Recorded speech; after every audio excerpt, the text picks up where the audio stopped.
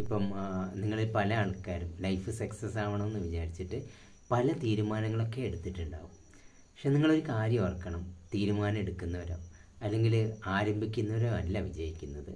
മറിച്ച് ഒരു ദിവസം ഒരു ചെറിയ ആക്ഷനെങ്കിലും വീണ്ടും വീണ്ടും എടുക്കുന്നവരാണ് വിജയിക്കുന്നത്. അപ്പോൾ ഇതിനെ കൺസിസ്റ്റൻസി എന്നാണ് പറയുക. റിയൽ ആയിട്ടുള്ള നിങ്ങളുടെ സക്സസിൻ്റെ റിയൽ ആയിട്ടുള്ള പവർ എന്ന് പറയുന്നത് കൺസിസ്റ്റൻസിയാണ്. നിങ്ങളിപ്പം ഒരു ദിവസം 10 മണിക്കൂറൊക്കെ നന്നായിട്ട് കഠിനാധ്വാനം ചെയ്യുകയാണ് നിങ്ങൾക്ക് സക്സസ് ആവാൻ വേണ്ടിയിട്ട്. പക്ഷെ നിങ്ങൾ വിജയിച്ചോളണമെന്നില്ല.